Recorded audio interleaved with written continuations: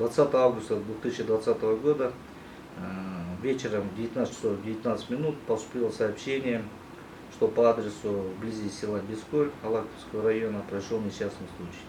На место были незамедлительно направлены спасательные подразделения.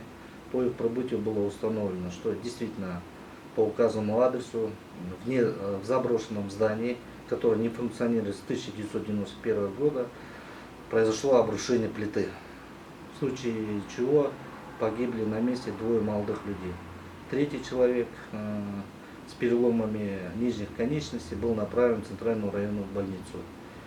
На месте работали совместно спасательные местные исполнительные органы, сотрудники полиции. Задействованы 2 единицы специальной техники автокраны.